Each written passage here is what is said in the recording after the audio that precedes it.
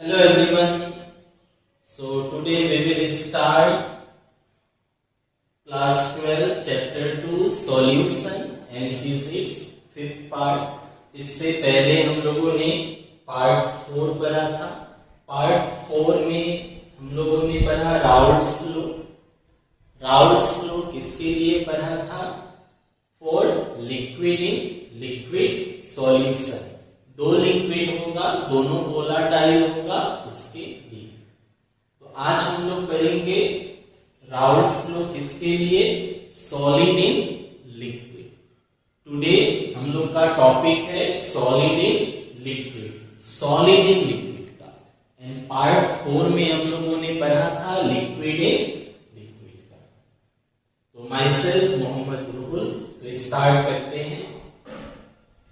तो सबसे पहले इस टॉपिक को समझते हैं. Vapour pressure of solution of solid in liquid क्या है? तो वेपर प्रेशर. तो वेपर प्रेशर क्या होता है? As we have discussed in part 4, vapour pressure मतलब pressure exerted by the vapour over the surface of liquid. Liquid surface के ऊपर वेपर जितना प्रेशर एक्सर्ट करेगा. कंडीशन है कि लिक्विड वाटर हो या वेपर हो, दोनों इक्विलिब्रियम में होना चाहिए. तो इस बार सॉलिड हमने लिया है नॉन वोलाटाइल, क्योंकि सॉलिड जनरली नॉन वोलाटाइल होता है. लिक्विड हमने लिया है वोलाटाइल, क्योंकि लिक्विड जनरली वोलाटाइल होता है. तो ये सबका जनरल एक्सप्लेनेशन पार्ट 4 में किया गया है. तो अगर आप पार्ट 4 देखेंगे तो आपको राउल्ट्स लॉ भी डिटेल्स में मिल जाएगा, वोलाटाइल नॉन वोलाटाइल भी मिल जाएगा, और ये वीडियो बहुत ही आसान हो जाएगा. तो नॉन वोलाटाइल मतलब होता है जो नॉट इजीली फॉर्म वेपर, जो वेपर इजीली नहीं बनाता है. वेपर ही नहीं बनेगा तो वेपर प्रेशर नहीं होगा. और वोलाटाइल मतलब क्या हो गया? फॉर्म्स वेपर इजीली, जो आसानी से वेपर बनाता है. वोलाटाइल मतलब low boiling point, easily convert हो जाएगा वेपर से. तो वेपर प्रेशर हम लोग चेक करें क्या होगा. Suppose this is one container. ये एक कंटेनर है. इस कंटेनर में हमने ले लिया कोई एक सब्सटेंस.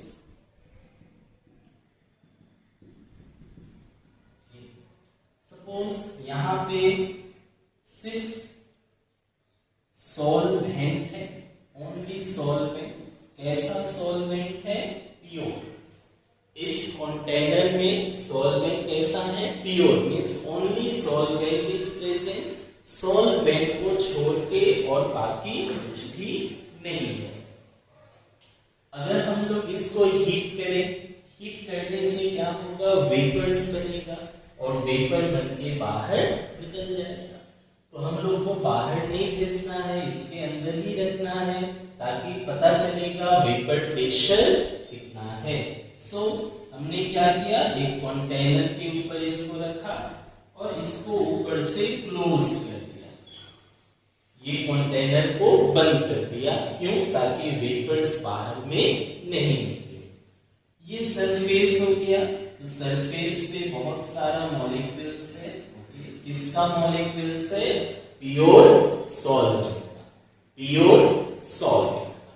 इफ यू हीट, अगर आप इसको हीट करते हो, हीट करने से क्या होगा? हीट करने से ये वेपर में कन्वर्ट होगा. सॉल्वेंट वाटर कंसीडर कर ले.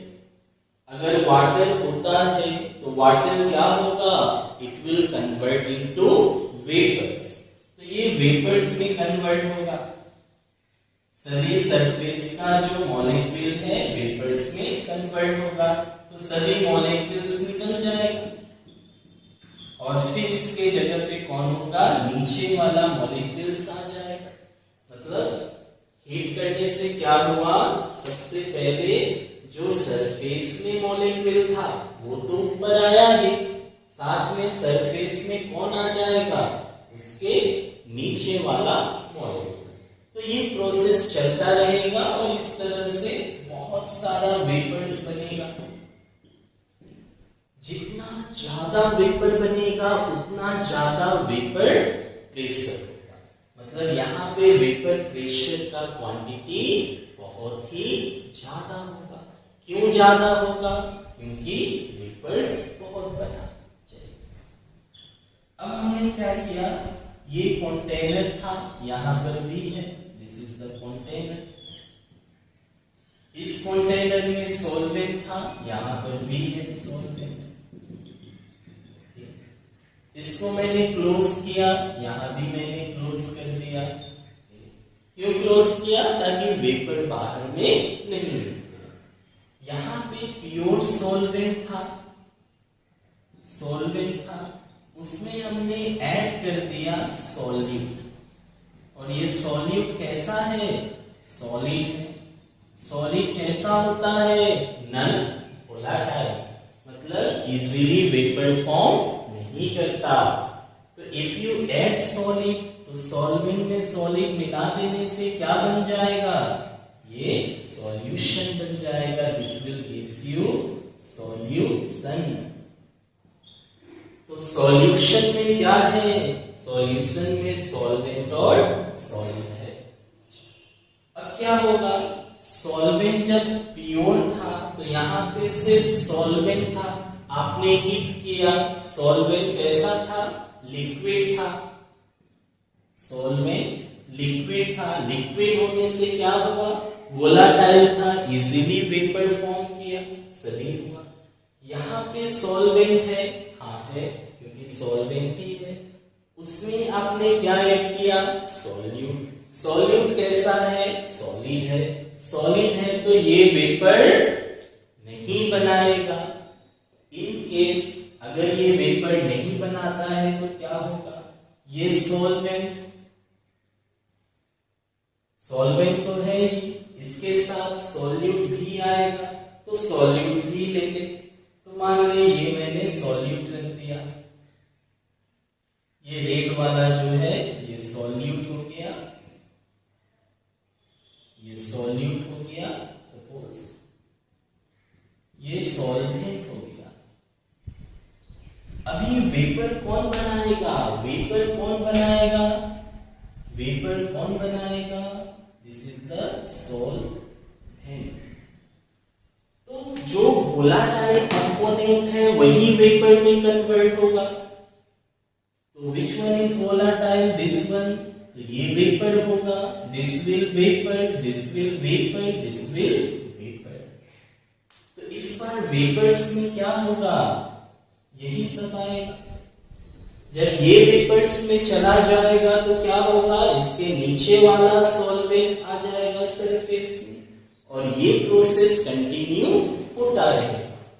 ना कंपेयर दिस टू, यहां पे देखो प्योर सॉल्वेंट था, सॉल्वेंट का क्वांटिटी बहुत ज्यादा, यहां पे सॉल्वेंट प्योर नहीं है, यहां पे सॉल्यूट भी है, मतलब ये इम्प्योर हो गया, दिस इज सॉल्यूशन। तो यहां सॉल्वेंट का क्वांटिटी कम हो गया। तो इफ सॉल्वेंट कम हो गया मतलब वेपर लेस बना। If vapour form is less then their vapour pressure will also be less. जितना ज्यादा वेपर होगा उतना ज्यादा वेपर प्रेशर होगा। If the vapour decreases vapour pressure will also decrease. So we can say that यहां पे vapour ज्यादा था, तो वेपर ज्यादा होने से क्या होगा, वेपर प्रेशर ज्यादा होगा। यहां पे देखो वेपर्स क्या है, कम हो गया, वेपर डिक्रीजेस। अगर वेपर्स कम हो जाता है तो वेपर प्रेशर क्या होगा, vapour pressure will also decreases. Come vapour होगा तो वेपर प्रेशर भी कम बनेगा। तो if we compare, then we can say that if pure solvent vapor pressure is more, in that pure solvent if we add non-volatile solute, then their vapor pressure decreases. Vapor pressure क्या हो जाएगा? कम हो जाएगा। किसका? Solution का।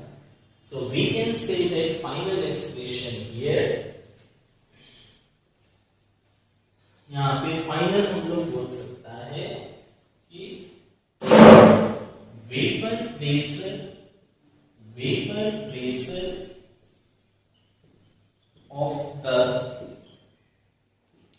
Pure solvent, vapour pressure of the pure solvent.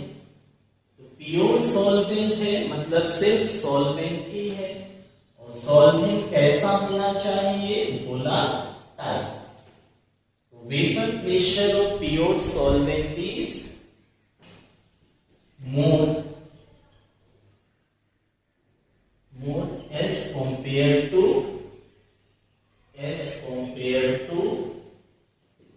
vapor pressure of the solution containing non-volatile solute,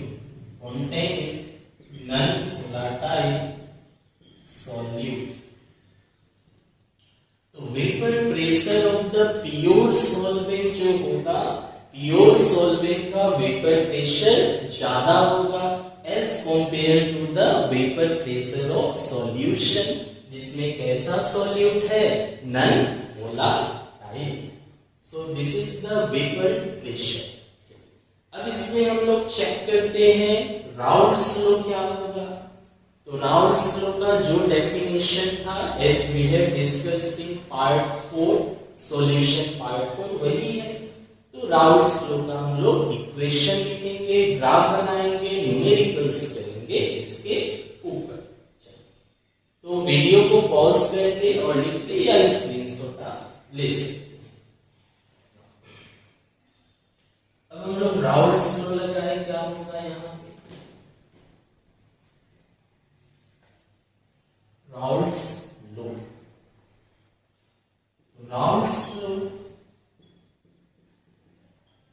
Raoult's law का definition क्या था?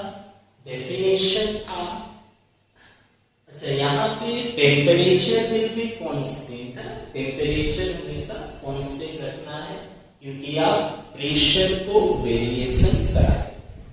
राउल्ट्स लॉ क्या था कि vapour pressure of the volatile component is directly proportional to their mole fraction.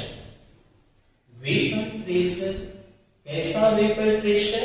Partial vapour pressure, क्योंकि दोनों अगर volatile हो तो पार्शियल हो जाएगा दोनों। तो जनरल डेफिनेशन में तो पार्शियल लिखना पड़ेगा, the partial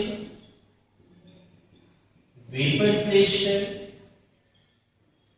the partial vapour pressure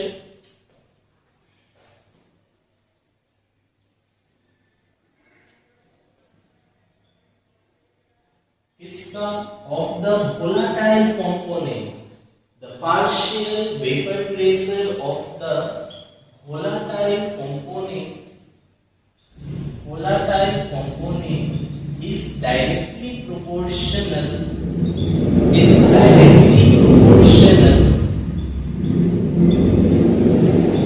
to their mole fraction,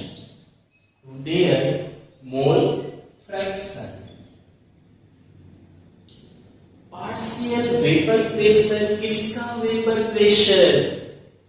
volatile component का। क्यों वोलाटाइल? क्योंकि वोलाटाइल होगा तभी वेपर बनेगा, तभी प्रेशर आएगा। Is directly proportional to their mole fraction. Equation लिखिए, यहाँ पे क्या होगा? तो हम लोगों ने जो कंसीडर किया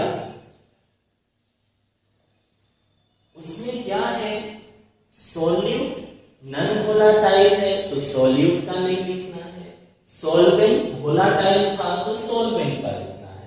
और राउल्ट्स लॉ का एक्सप्लेनेशन पार्ट 4 सॉल्यूशन पार्ट 4 में पूरा किया हुआ है, तो जिन्होंने पार्ट 4 नहीं देखा वो आप लोग देख सकते हैं, तो ये आपका पूरा क्लियर हो जाएगा, इसका कॉन्सेप्ट ऑलरेडी एक्सप्लेन है। चलो, तो पार्शियल वेपर प्रेशर किसका? सॉल्वेंट का डायरेक्टली प्रोपोर्शनल होगा इसका मोल फ्रैक्शन से। और यहाँ पे सॉल्यूट का लेना ही नहीं है। क्यों नहीं लेना है सॉल्यूट का? क्योंकि सॉल्यूट नॉन वोलाटाइल है। नॉन वोलाटाइल मतलब वो वेपर ही नहीं बनाएगा, और जब वो वेपर ही नहीं बनाएगा तो वेपर प्रेशर का कोई बात ही नहीं है।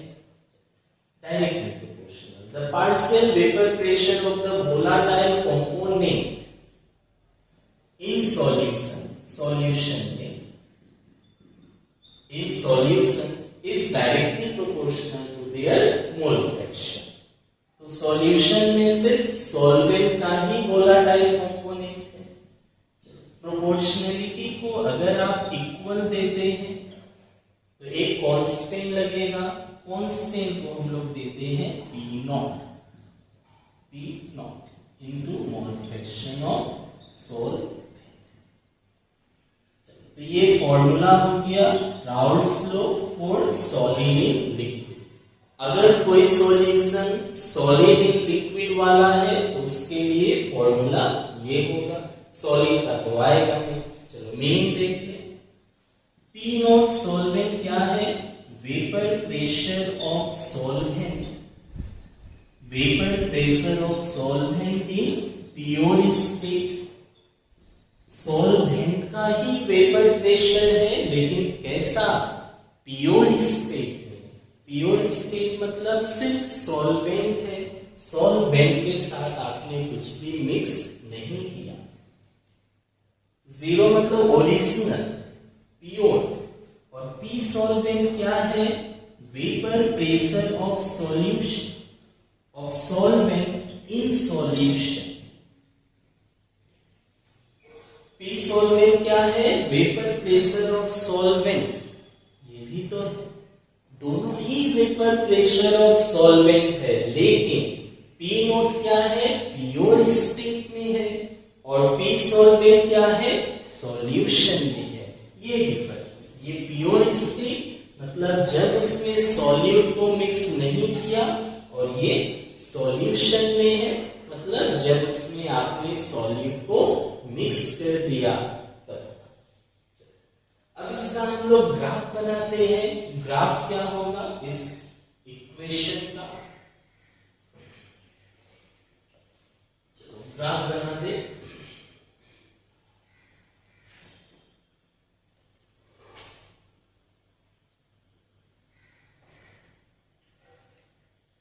तो किसके बीच ग्राफ बनाना है?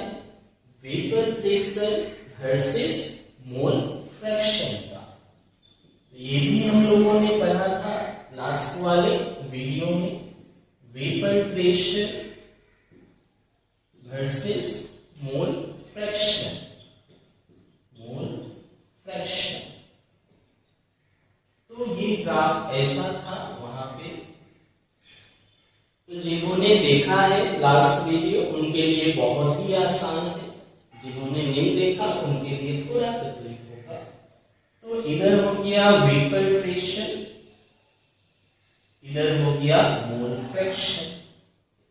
तो मोल फ्रैक्शन का वैल्यू यहां पे ले लिया मैंने 0, और यहां पे ले लिया मैंने 1। मोल फ्रैक्शन का हाईएस्ट वैल्यू कितना होता है? 1। मतलब मोल फ्रैक्शन इधर में इंक्रीज हो रहा है। किसका मोल फ्रैक्शन है? सॉल्वेंट का। इस तरफ इंक्रीज, सॉल्वेंट का ही होगा, सॉल्यूट का तो लेना ही नहीं। तो बाय डेफिनेशन क्या है? जितना ज्यादा मोल फ्रैक्शन होगा उतना ज्यादा वेपर प्रेशर होगा। जितना ज्यादा मोल फ्रैक्शन उतना ज्यादा वेपर प्रेशर होगा। चलो इसको करते हैं। तो ये फ्रैक्शन इंक्रीज हो रहा है ऊपर की तरफ और यहाँ पे वेपर प्रेशर भी इंक्रीज हो रहा है, दोनों ऊपर जा रहा है. You are moving in this direction means mole fraction increases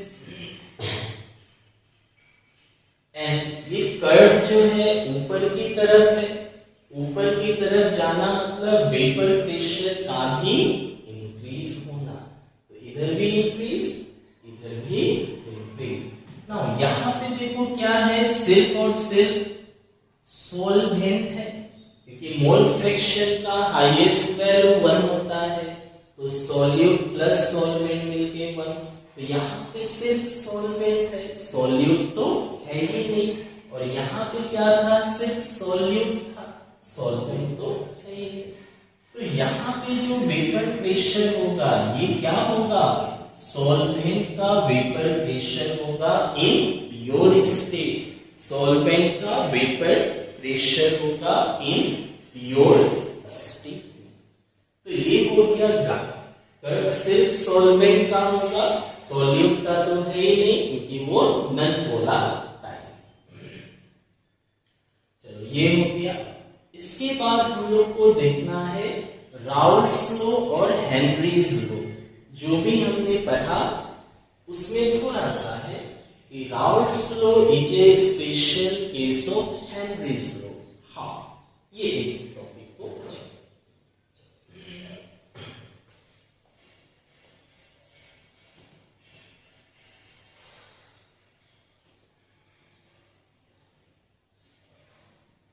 So our next topic will be Raoult's law. Raoult's law is a special case of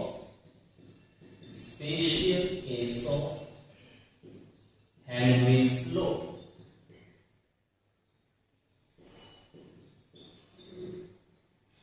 How? कैसे राउल्ट्स लॉ स्पेशल केस होगा हेनरीज लॉ का, ये बताना. तो इसके लिए Henry's law जानना पड़ेगा. तो हेनरीज लॉ का मेरा एक फुल वीडियो ही है, ये आपको मिलेगा पार्ट 2 या पार्ट 3 ऐसा नहीं. तो Raoult's law is a special case of Henry's law. तो राउल्ट्स लॉ क्या था? According to Raoult's law, partial vapor pressure volatile component का क्या होता है, मोल फ्रैक्शन से डायरेक्टली प्रोपोर्शनल होता है. If you write solute, ये भी solute होगा, solvent, volatile component जो है वही होगा, और प्रोपोर्शनलिटी होता है इक्वल टू देने से एक कांस्टेंट आएगा, तो जिसका आप लेंगे वही होगा. सॉल्यूट का लोगे तो सॉल्यूट, सॉल्वेंट का हो तो सॉल्वेंट. और अभी तो बना ही है राउल्ट्स. हेनरीज लॉ क्या था? हेनरीज लॉ में बोला गया कि पार्शियल प्रेशर, वहां के वेपर प्रेशर, पार्शियल प्रेशर क्या होता है, directly proportional to mole fraction होता है. Partial vapor pressure is directly proportional to mole fraction. Henry's law क्या था? जितना ज्यादा गैस का प्रेशर होगा, higher is the pressure of the gas, more will be the solubility of gas in liquid. जितना ज्यादा गैस का प्रेशर होगा उतना ज्यादा गैस लिक्विड में सॉल्युबल होगा. ऐसा हम लोगों ने पढ़ा था हेनरीज लॉ. तो P इक्वल टू क्या था, constant KH.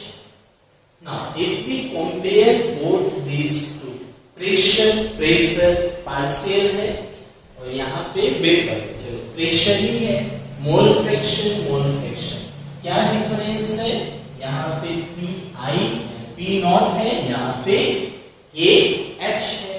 So we can say that Raoult's law is a special case of Henry's law if the value of P naught will be equal to the value of KH. Raoult's law Henry's law का एक special case तभी हो सकता है जब vapour pressure in pure state will be equal to Henry's law. तो ये तभी होगा when vapour pressure of pure solvent या सॉल्यूट जो भी हो, vapour pressure of the pure component is equal to Henry's law constant. Henry's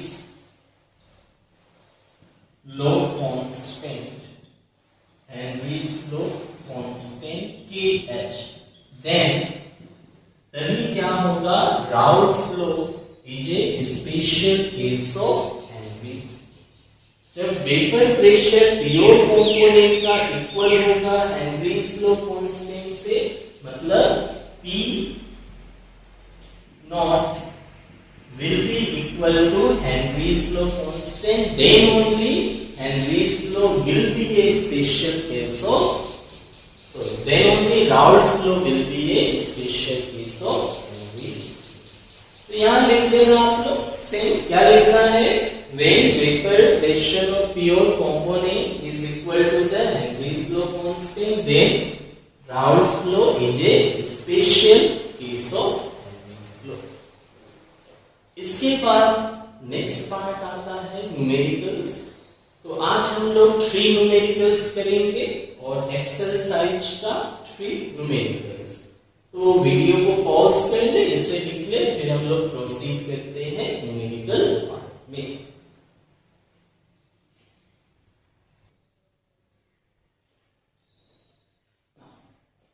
so exercise question हम लोगों ने लिया, 3 क्वेश्चन लिया है आज में, जो हम लोगों ने पढ़ा उससे। Question number 2.34 exercise. Question is vapour pressure of water at 293 Kelvin is this। In the first line you see vapor pressure of water is given, so ये हो गया answer 2.34। vapor pressure of water is this। Vapour pressure denoted by P, किसका vapour pressure है, water का। ना यहाँ पे question आया कि वेपर प्रेशर वाटर का है, ठीक है, तो ये वाटर जो है सॉल्यूशन का वाटर है या ये वाटर जो है सॉल्वेंट का water. Because in formula we have written P and P nought, हम लोगों ने P भी लिखा था, P नॉट भी लिखा था। P मतलब था vapour pressure of solvent in solution और P नॉट मतलब था vapour pressure of solvent in pure state. In the first line you see vapour pressure of water is this. क्या वाटर में कुछ आपने मिलाया? Is anything added in water? Water में तो कुछ ऐड नहीं हुआ, मतलब ये क्या है, प्योर स्टेट, ये वाटर का प्योर स्टेट है। तो vapour pressure of pure water, vapour pressure of pure water, vapour pressure of pure water कितना है, 70.535। Vapour pressure of pure water, pure water का वेपर प्रेशर कितना दिया है, it is given 17.535 millimetre of mercury. This is the unit of pressure. Calculate the vapour pressure of water. Vapour pressure of water कितना होगा निकालना है, when glucose is dissolved in water. Now see, ध्यान से देखो आप लोग, vapour pressure of water water calculate करना है कब? क्या वाटर के साथ कुछ ऐड किया गया? Yes, when 25 gram glucose dissolved in 450 gram water. तो calculate the vapor pressure of water in solution. मतलब जब ग्लूकोज को आपने डिसॉल्व कर दिया वाटर में, तब पूछा है वो vapour pressure. Vapour pressure of water at 293 kelvin is 17.535 mmHg. ये क्या है? प्योर स्टेट में, क्योंकि वाटर में कुछ है नहीं है. In the second line, calculate the vapour pressure of water. Water का वेपर प्रेशर कितना है? When glucose dissolved in water. जब ग्लूकोज को वाटर में डिसॉल्व किया, मतलब ये सॉल्यूशन बन गया. अच्छा, और क्या दिया है? 25 gram glucose. Given mass of glucose, given mass of glucose, given mass W से लिखना है glucose G 25 gram. 450 gram of water, given mass of water, water है तो W दे दिया, कितना? 450 ग्राम. तो फॉर्मूला लगा दे, सॉल्व कर दे. तो राउल्ट्स लॉ हम लोगों ने क्या पढ़ा अभी?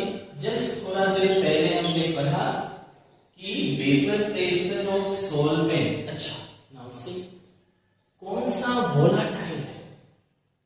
वोलाटाइल कंपोनेंट मतलब जो वेपर बनाएगा. कौन वेपर बनाएगा? ग्लूकोज तो वेपर नहीं बनाएगा. ग्लूकोज क्या है? सॉलिड है.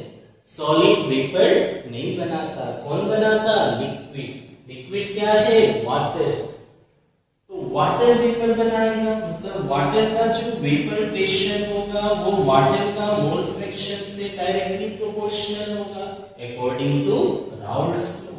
तो कांस्टेंट हम लोग देंगे. Constant will be P naught और mole fraction. Now see, P water ये निकालना है, P नॉट वाटर ये दिया है. अगर हम लोग मोल फ्रैक्शन ऑफ वाटर निकाल लें तो ये क्वेश्चन सॉल्व हो जाएगा. इस क्वेश्चन में you see P water is to find P nought is given. अगर हम लोग मोल फ्रैक्शन निकाल लें तो प्रॉब्लम सॉल्व. तो चलो मोल फ्रैक्शन निकाले. मोल फ्रैक्शन के लिए क्या चाहिए? Number of moles. Number of moles के लिए क्या चाहिए? गिवन मास और मोलिकुलर मास. तो मोलिकुलर मास निकाल ले. मोलिकुलर मास किसका? ग्लूकोज का. ग्लूकोज का फॉर्मूला C6H12O6. कितना होगा? सैंपल M यूज कर ले. M ग्लूकोज का. तो कार्बन का मास 12 होता है. 6 टाइम हाइड्रोजन 1, 12 टाइम ऑक्सीजन 16, 6 बार. कार्बन 12 है, 6 बार. हाइड्रोजन 1, 12 टाइम ऑक्सीजन का 60, 6 बार. Calculate. 96 12 sorry 12 into 6 72, 12 16 into 6 96. This will be 6 to 8 to 10 1 10 17 180 180 ग्राम पर मोल. वाटर का निकाल ले. Molecular mass of water MW water. तो वाटर का formula H2O hydrogen 1 oxygen 16 that is 18 gram per mole. Is it visible? Let me check.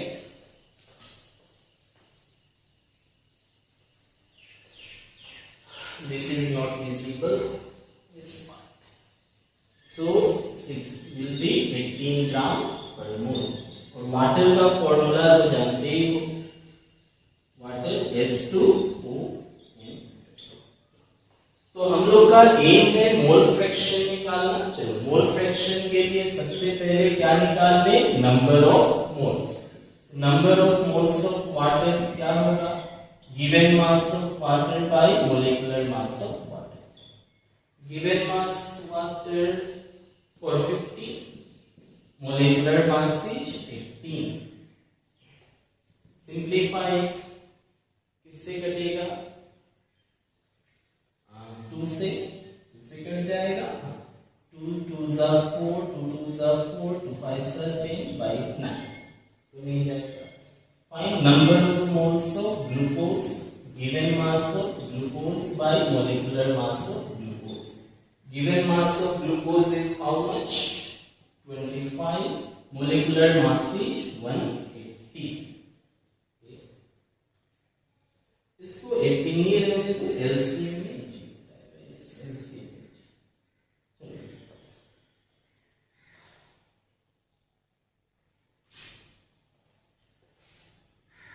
इसको 18 ही है, ये 180, then it will be easy in taking LCM. You can simplify it, 5 से cut जाएगा, ये भी 5 से कट जाएगा, तो ऐसे इजी होगा। मोल फ्रैक्शन किसका निकालना है, वाटर का। मोल फ्रैक्शन ऑफ वाटर क्या होगा, by formula number of moles of water by total. Total मतलब वाटर का और ग्लूकोज का। This is the formula for finding mole fraction, और पहले ही in first video we have discuss. Number of moles of water कितना है, 450 by 18। Number of moles of water 450 by 18, glucose का 25 बाय 180। यहाँ पे मैंने सिंप्लीफाई क्यों नहीं किया, क्योंकि यहाँ पे इजी हो जाएगा। क्या इजी होगा, एलसीएम लेना आसान हो जाएगा। You can simplify and then you can do also, result will be same. ये 450 by 18, now take LCM, LCM 180 हो गया, 18 से 10 बार, तो 10 होने से 4500 प्लस ये एक बार 25, 18 से 180 चला जाएगा 10 टाइम्स में, तो कितना आसान हो गया। Now write this part, I am going to run this complete or take a screenshot, whatever you want.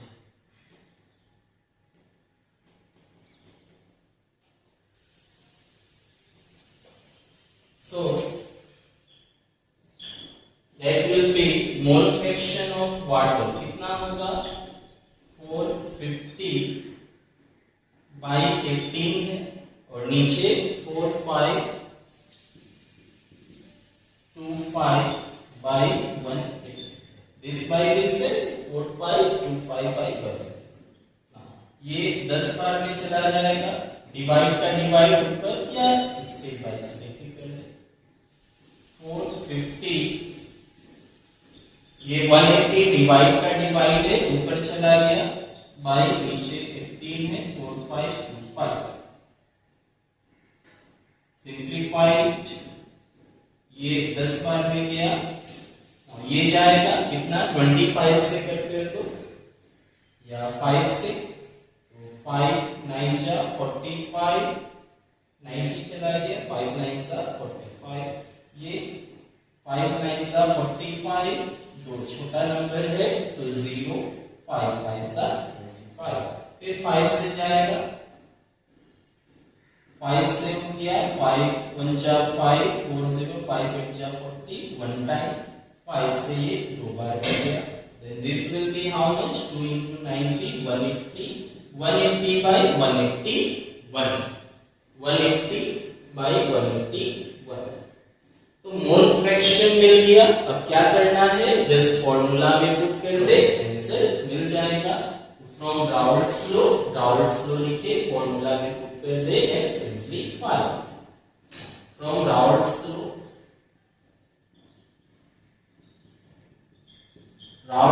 के हिसाब से क्या होगा, vapour pressure of water in solution will be equal to vapor pressure of water in pure state into mole fraction of water। Pure state में values दिया है 17.535 और mole fraction of water कितना मिला, 180 by 181. So just multiply and whatever you will get that will be the final answer. और unit क्या होगा? जो इसका यूनिट है, क्योंकि मोल फ्रैक्शन का तो कोई यूनिट होता नहीं है। Whatever be the unit of pressure that क्या है unit? Millimetre of mercury mmHg. So multiply this, whatever you will get that will be our final answer. 17.535 into 180 by 181. So write this. इसके बाद हम लोग proceed करते हैं next question पे। तो कैसे किया? तो पहले देखना है सॉल्यूशन में है क्या।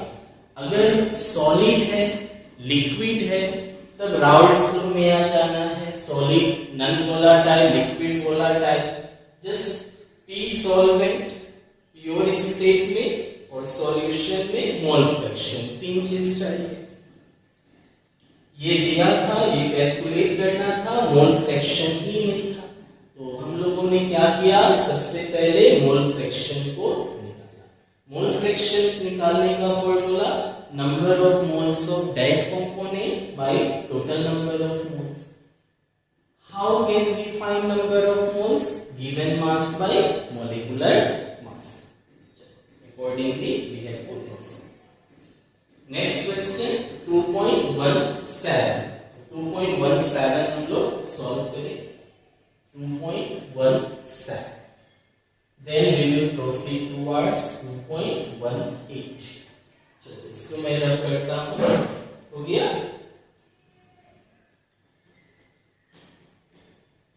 वीडियो को पॉज करके आप लोग लिख सकते हो।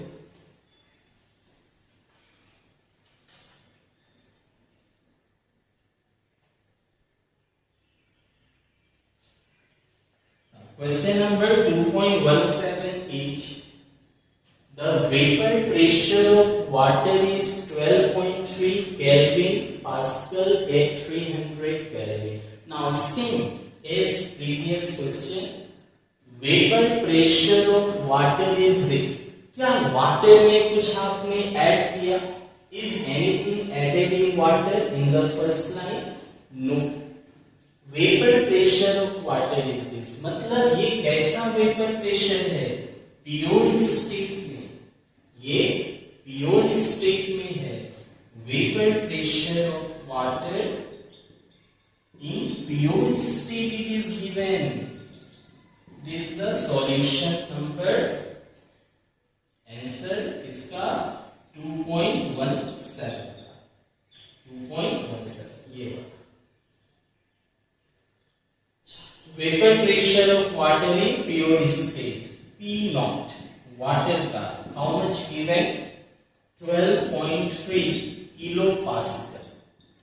अब किलो पास्कल को पास्कल में बदल सकते हो, लेकिन यहाँ पे कोई जरूरत नहीं है। अच्छा नेक्स्ट देखिए, calculate the vapour pressure of, vapour pressure निकालना है किसका? 1 molar solution. Calculate the vapor pressure of 1 molar solution of a non-volatile solute in it। मतलब वेपर प्रेशर जो निकालना है ये सॉल्यूशन का निकालना है। तो सॉल्यूशन में है क्या? सॉल्यूशन का निकालना है तो सॉल्यूशन में है क्या? सॉल्यूशन में सॉल्यूट हो सकता है, इन सॉल्यूशन सॉल्वेंट में भी प्रेजेंट। तो वेपर प्रेशर, वेपर कौन बनाएगा? Volatile component. See which one is volatile? यहां तो डायरेक्टली दिया है non volatile. In question it is directly written non volatile, मतलब सॉल्यूशन का निकालना है। तो सॉल्यूशन का जो वेपर प्रेशर होगा वो किसके थ्रू होगा? ओनली सॉल्वेंट, क्योंकि सॉल्यूट तो वेपर बनाएगा ही नहीं। तो वेपर प्रेशर ऑफ सॉल्यूशन निकालना है, will be equal to vapour pressure of solvent ना। क्यों? क्योंकि ये नॉन वोलाटाइल सॉल्यूट है और सॉल्यूट नॉन वोलाटाइल, मतलब वो तो वेपर ही नहीं बनाएगा। when solute does not form vapor, तो सॉल्यूट जब वेपर बनाएगा ही नहीं, कौन बनाएगा? Only solvent. Which one is solvent? Water. तो सिर्फ वाटर करेगा. तो calculate the vapour pressure of solution बोला है. Water it is not written, but हम लोग जानते हैं कि सॉल्यूशन और वाटर का तो सेम ना. सेम ये निकालना है, ये दिया है. क्या चाहिए? Mole fraction, as we have done in previous numerical. अगर कहीं से भी हम लोग को मोल फ्रैक्शन का वैल्यू मिल जाए, देन क्वेश्चन इज सॉल्व. क्या मोल फ्रैक्शन दिया है? Is any data related to mole fraction? Mole fraction के लिए क्या चाहिए? Given mass, molecular mass. Is there any given mass, molecular mass? No, कुछ भी नहीं दिया है. क्या दिया है? What is given? 1 molar. What is given? 1 molar. तो 1 मोलर मतलब क्या हुआ? 1 मोलर मीन्स मोलालिटी. मोलर मतलब क्या होगा? The meaning of molar will be molality. Molality कितना दिया है? 1, और कुछ नहीं दिया. इसका मतलब हुआ कि हम लोग को ये 1 मोलर जो दिया है, whatever it is given 1 molar, from there we have to find mole fraction. किसका मोल फ्रैक्शन? वाटर का. तभी तो फॉर्मूला आप लिखोगे कि vapour pressure of water is equal to vapour pressure of water in pure state into mole fraction of water. चलो इसका meaning क्या होगा ना? मोलालिटी. मोलालिटी होता क्या है? What is the meaning of molality? Number of moles of solute dissolve पर KG of solvent. Molality क्या होता है? 1 मोल सॉल्यूट को 1 केजी सॉल्वेंट में डिसॉल्व करना. 1 molar means 1 mole of solute. कौन है solute? Non volatile. 1 mole of non volatile solute is dissolved in 1 kg of solvent. 1 kg मतलब 1000 ग्राम ऑफ सॉल्वेंट. सॉल्वेंट कौन सा है? वाटर. तो definition of molality as you have also get in class 11, number of moles of solute dissolved per kg of solvent. तो 1 molality कब होगा? जब 1 mole of solute को 1 kg में डिसॉल्व करेंगे. मोलालिटी जब 1 मोल ऑफ solute होगा, 1 kg solvent होगा, then result will be 1. Molality 1 कब होगा? When solute is 1 mole and solvent is 1 kg. Therefore, what data we have got? 1 mole of solute. So number of moles of solute ये मिल गया. कितना है? 1 mole. What our aim is to find mole fraction. Mole fraction के लिए moles चाहिए, मिल गया. Water का moles चाहिए. तो वाटर का क्या मिला? Given mass. Given mass of water कितना हो गया? 1000 ग्राम या 1 kg. तो given mass of water is कितना?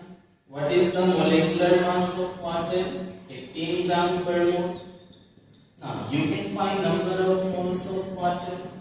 What will be number of moles of water? Given mass of water by molecular mass of water. Given mass 1000, molecular mass 18. यहाँ तो 1 मोल है. चलो ठीक है, ये हो गया इतना मोल. अब हम लोग निकाल ले मोल फ्रैक्शन ऑफ वाटर. वाटर का निकालना है. मोल fraction of water, what will be the formula?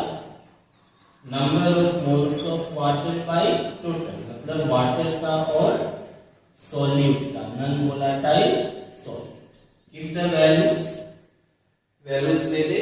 Water का 1000 बाई 18, वाटर का 1000 बाई 18 और सॉल्यूट का तो 1 है। Now simplify it.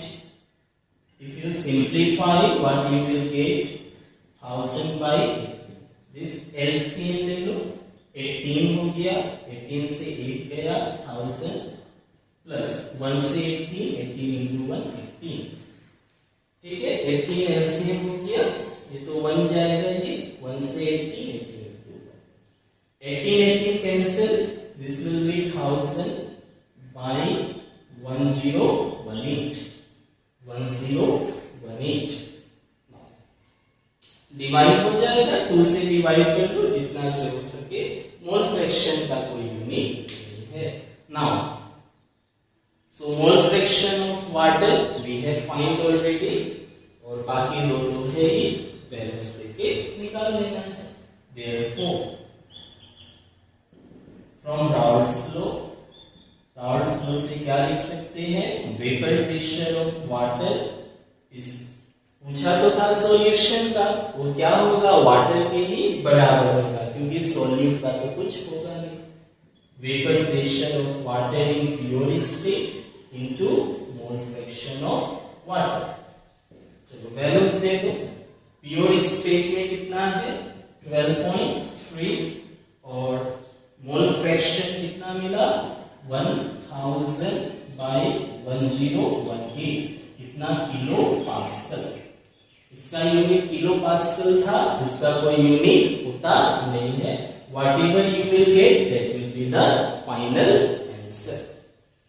तो अल्टीमेटली दोनों क्वेश्चन में एक ही बात था, क्या था, mole fraction. Both values are given, but in this question it is not directly given. अगर आपने थ्योरी पार्ट नहीं समझा तो आप इसमें कंफ्यूज हो जाओगे, क्योंकि आपको बोला निकालने का सॉल्यूशन का, and by Raoult's law we can find only for solvent, क्योंकि सॉल्यूट तो नॉन वोलेटाइल है। तो यही तो वाटर का सॉल्यूशन का होगा, क्योंकि सॉल्यूट तो वेपर बनाएगा नहीं। Right this. इसके बाद 2.18 में प्रोसीड। 2.18 क्या है, calculate the mass of a non volatile solute जिसका मोलर मास दिया है, which should be dissolved in 114 gram octane to reduce its vapor pressure to 80%. Question number 2.18 answer such.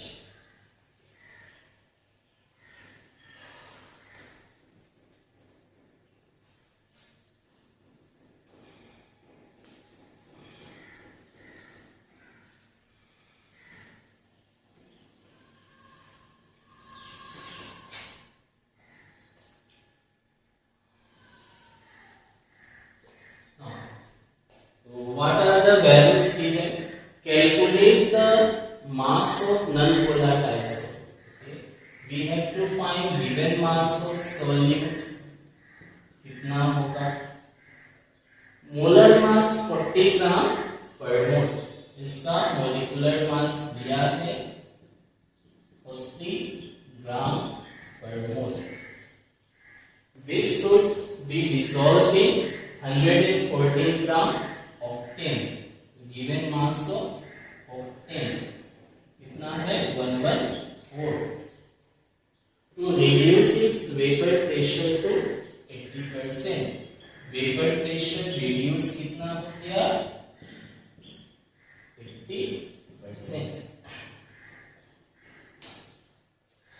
तो इस बार थोड़ा अलग हो गया क्वेश्चन, जो भी हो we have to find mole fraction. Mole fraction तो निकालना ही पड़ेगा। अच्छा देख लें पहले ये राउल्ट्स लॉ में होगा या नहीं। Now see, non volatile solute dissolved इन ऑक्टेन। ऑक्टेन क्या है, वोलेटाइल होता है, लिक्विड है, ठीक ही है। राउल्ट्स लॉ और वेपर प्रेशर का बात है तो राउल्ट्स लॉ भी। तो मोल फ्रैक्शन निकाल ले। गिवन मास मोलिकुलर मास कितनी है, गिवन मास मोलिकुलर मास तो है, तो चलो पहले हम लोग निकाल लेते हैं मोलिकुलर मास ऑफ ऑक्टेन। क्या फॉर्मूला ऑक्टेन का? ऑक्ट मतलब 8 कार्बन, ANE। ANE मतलब क्या हुआ? This is alkane. What is the general formula of alkane? CnH2n plus 2। n का वैल्यू कितना लेना है? 8। क्यों? ऑक्ट है, ऑक्ट मतलब 8 कार्बन, तो n 8 हो गया, 8 टू जा 16 और 2 18। तो ऑक्टेन का formula C8H18। Now put it. तो कार्बन मास 12 टाइम्स है प्लस हाइड्रोजन मास 1 18 टाइम्स है। How much it will be? 12 into 8 कितना होगा? 96। 12 into 8 96। 1 into 18 कितना? 8 and 6 14, 10 114 ग्राम per mole। तो नंबर ऑफ मोल्स निकाल ले। Number of moles of octane, given mass of octane by molecular mass of octane. What is the given mass? 114. What is the molecular mass? 114. Both are same, 1।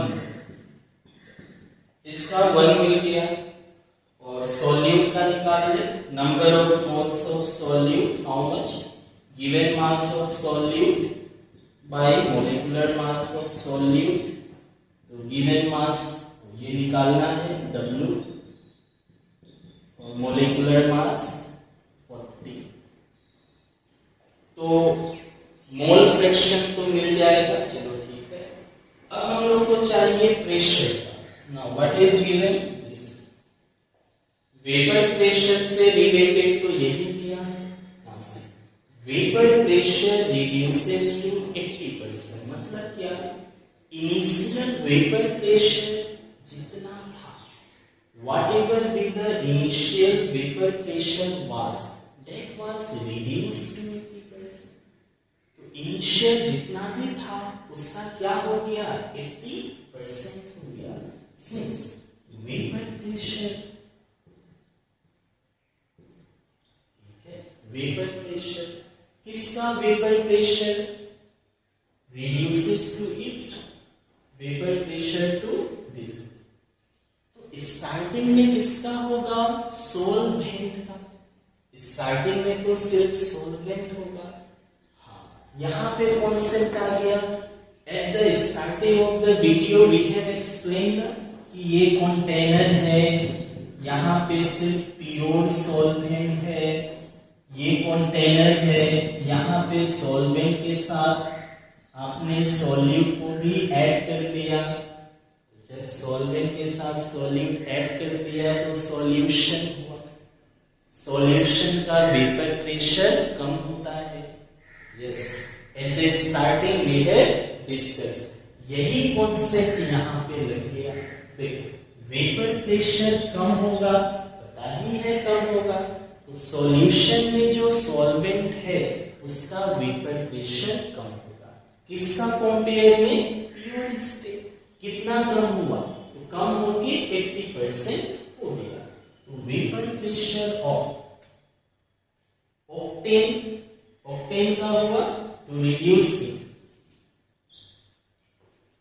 which should be dissolved in 104 gram octane to reduce its vapor pressure। किसका vapour pressure कम हुआ? Octane का। Vapour pressure of octane is reduced to 80%। हम लोग क्या लिख सकता है? Vapour pressure of octane कितना होगा? 80% हो गया। किसका? इनिशियल का। इनिशियल ऑक्टेन जितना भी हो, इनिशियल तो ज्यादा होगा। सॉल्यूशन में क्या हो गया? कम हो गया। तो सॉल्यूशन नॉट मतलब इनिशियल, ये तो जान ही गए। तो ऑक्टेन का सॉल्यूशन में जो वेपर प्रेशर है वो क्या हो गया? 80% ऑफ इनिशियल। पहले 100% था, इनिशियली जो भी आप लोगे 100% होगा, 100 से क्या हो गया 80 हो गया, मतलब फाइनल क्या होगा इनिशियल का 80%। 80% मतलब 80/100।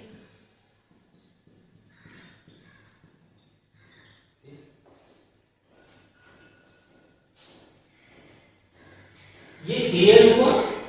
Vapour pressure of octane reduces to 80%, मतलब ऑक्टेन कहां पे है सॉल्यूशन में, कैसे पता चला, नॉन वोलेटाइल सॉल्यूट आपने ऐड कर दिया, डिसॉल्व कर दिया ऑक्टेन में, जब आपने डिसॉल्व किया तो सॉल्यूशन बन गया ना, तो सॉल्यूशन में ऑक्टेन का वेपर प्रेशर रिड्यूस टू 80%। कितना हो गया 80%, किसका इनिशियल जितना था उसका 80%, कितना होगा 8/10, 8/10, 8/10 मतलब 0.8 हो गया। अब लगा दे आप Raoult's law, therefore from Raoult's law, from Raoult's law, तो ये मैं रख कर देता हूं, इसमें तो कुछ डाटा ये चाहिए, राउल्ट्स लॉ लगाते,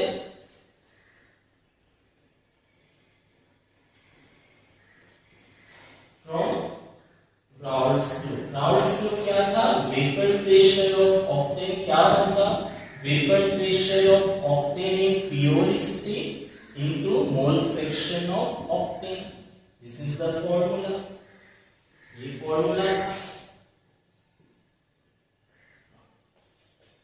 तो vapour pressure of octane is how much 0.8, this is 0.8 P octane is equal to P naught, sorry इसका वैल्यू इतना P naught है, इसका वैल्यू इतना P naught, और ये भी P naught octane into mole fraction of octane, this cancel to 0.8 equal to mole fraction of octane, तो हम लोग को फाइनली मिल गया मोल फ्रैक्शन ऑफ ऑक्टेन कितना मिला 0.8। नाउ गिव द वैल्यूज, इसका वैल्यूज देखो कितना होगा और वैल्यूज देके सिंपलीफाई करना है, this will be 0.8 mole fraction, formula number of moles of octane by number of moles of octane plus, और जो है क्या है सॉल्यूट, नंबर ऑफ मोल्स को वैल्यूज टू देना है 0.8,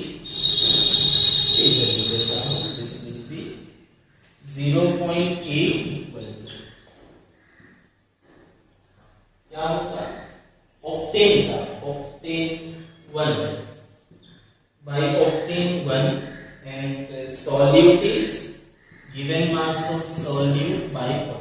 What we have to find? We have to find this mill simplify कर दे, solve कर दे, जो आया वही आंसर 0.8 equal to LCM ले लो 1 by LCM क्या होगा 40, 1 से 40 तो एक ही है, given mass of solute, ये 40 डिवाइड का डिवाइड ऊपर आ जाएगा,